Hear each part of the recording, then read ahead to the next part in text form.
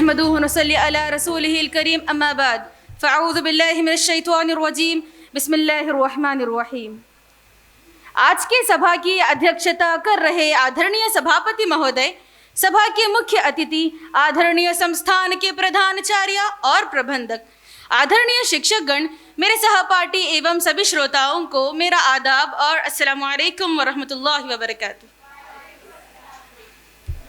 आज की सभा में मेरे हदीस के पाठ का विषय है माता पिता की नाफरमानी, यानी माता पिता की आज्ञा का उल्लंघन। यह कहानी है जुरैज की, जो ईश्वर की भक्ति में लीन रहने वाले एक नेक मनुष्य थे। उन्होंने एकांता में एक छोटी सी कुटिया बना रखी थी, जहां वे दिन रात ईश्वर की प्रार्थना किया करते थे। एक दिन जब वे प्रार्थना में लीन थे, उनकी माँ वहां आई और पुकारा, जुरैज, बेटा जुरैज। जुरैज के मन में उलझन पैदा हुई कि वो माँ की पुकार का उत्तर दे या फिर अपनी प्रार्थना जारी रखे। उन्होंने अपनी प्रार्थना जारी रखी। ऐसा 3 बार हुआ।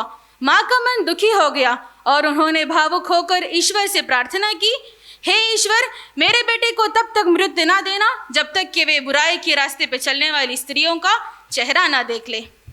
बहनों और भाइयों, एक माँ की पुकार में बड़ी शक्ति होती है। कुछ समय बाद जुरैज पर एक झूठा आरोप लगाया गया। एक स्त्री ने समाज के सामने ये दावा किया कि उसका बच्चा जुरैज का है। पूरा गांव क्रोधित हो गया। लोग लाठी डंडा लेकर आए और जुरैज की कुटिया तोड़ दी और उन्हें अपमानित करने लगे। जुरैज विचलित नहीं हुए। उन्होंने शांति से अल्लाह को याद किया और उस छोटे से बच्चे के पास जाकर पूछा, हे बालक, बता तेरा पिता कौन है। ईश्वर की कृपा से वो छोटा सा बच्चा, जो अभी बोल भी ना सकता था, अचानक बोल उठा, मेरा पिता वह चरवाहा है। यह सुनकर लोग दंग रह गए। उन्हें अपनी भूल का एहसास हो गया और वे जुरैज के चरणों में गिर पड़े और लोगों ने अपनी गलती सुधारने के लिए जुरैज की कुटिया को सोने और चांदी से बनवाने का प्रस्ताव रखा।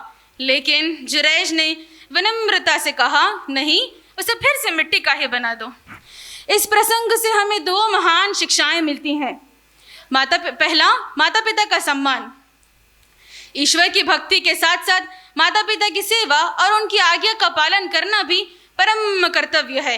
दूसरा, धैर्य और विश्वास। यदि हम सच्चे हैं और हमारा चरित्र साफ है तो दुनिया की कोई भी शक्ति हमें नीचा नहीं दिखा सकती। माता पिता की नाफरमानी या उनकी नाराजगी की सज़ा परलोक से पहले दुनिया में ही मिल जाती है। इसीलिए हमें हर हाल में उनका दिल जीतने की कोशिश करनी चाहिए।